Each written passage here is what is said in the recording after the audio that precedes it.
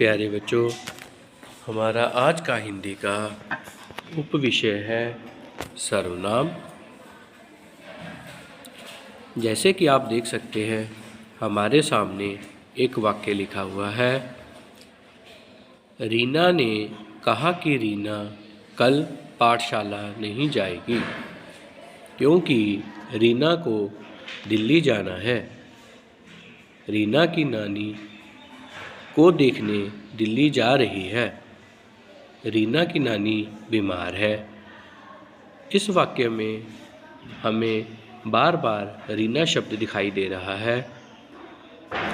अगर हम रीना की जगह कोई और शब्द का प्रयोग करेंगे जो रीना को ही प्रस्तुत करेगा, जैसे रीना ने कहा कि वह कल पाठशाला नहीं जाएगी क्योंकि उसको दिल्ली जाना है। वह अपनी नानी को देखने दिल्ली जा रही है। उसकी नानी बीमार है। हमने देखा कि रीना का प्रयोग एक बार करके अगर वाक्य में दोबारा रीना का प्रयोग आता है तो हम उसके स्थान पर जो शब्द प्रयोग करते हैं उसे हम सर्वनाम कहते हैं।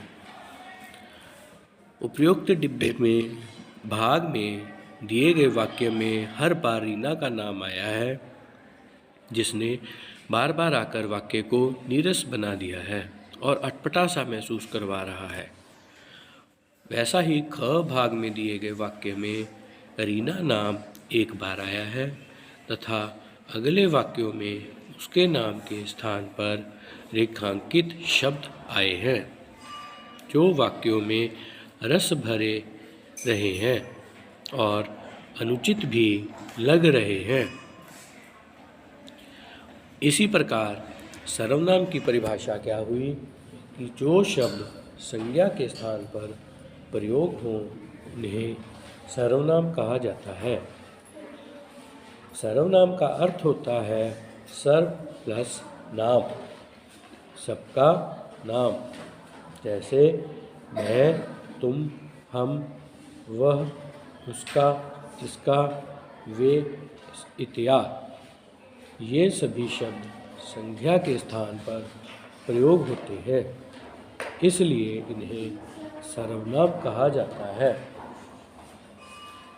उसके बाद हमारे पास है सर्वनाम के भेद, जिसके अंतर्गत सबसे प्रथम पुरुषवाचक सर्वनाम, जिन शब्दों से वक्ता अथवा बोलने वाला श्रोता अथवा सुनने वाला और जिसके संबंध में बात की जा रही है उसका ज्ञान प्राप्त हो, उसे पुरुषवाचक सर्वनाम कहते हैं।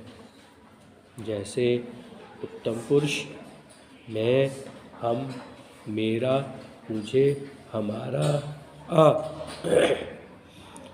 दूसरा है मध्यम पुरुष, तू, तेरा, तुम्हें, तुम्हारा, आदि।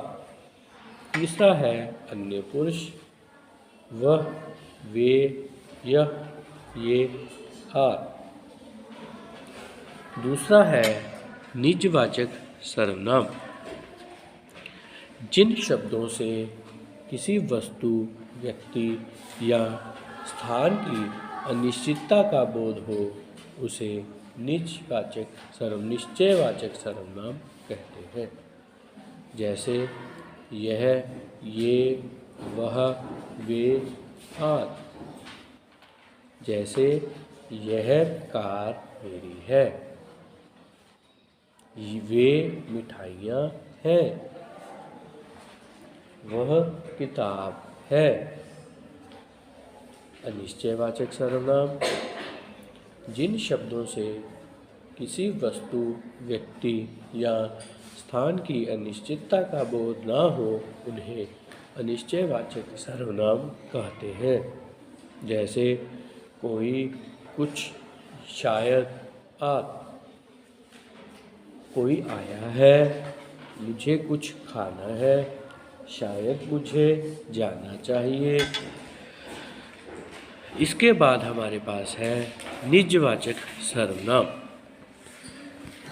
जिन शब्दों का प्रयोग कर्ता अर्थात जो करने वाला होता है वो स्वयं अपने लिए प्रयोग करता है उसे निजवाचक सर्वनाम कहते हैं।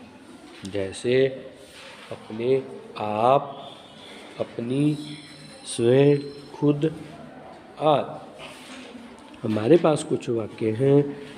मैं अपने आप कपड़े धो लूँगा। मैं यह कार्य स्वयं ही कर लेता था। उसे अपना काम खुद करने दो। उसके बाद पांचवा भेद है प्रश्नवाचक सर्वनाम। जिन शब्दों का प्रयोग प्रश्न पूछने और कुछ जानने के लिए होता है उसे प्रश्नवाचक सर्वनाम कहते हैं। जैसे कौन, क्या, कब आदि। जैसे कौन आया है, आप इधर कब आए, क्या आज बारिश होगी। उसके बाद हमारे पास छठा भेद है संबंधवाचक सर्वनाम। जिन शब्दों का प्रयोग किसी वस्तु या व्यक्ति या संबंध बताने के लिए किया जाए उसे संबंधवाचक सर्वनाम कहा जाता है। जैसे जो, सो, जैसी, वैसी आदि। जैसी करनी वैसी भरनी।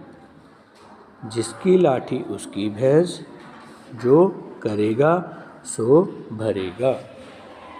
इस प्रकार आज हमने सीखा सर्वनाम और उसकी परिभाषा और उसके 6 भेद। आशा करता हूँ कि आपको समझ में आ गया होगा। धन्यवाद।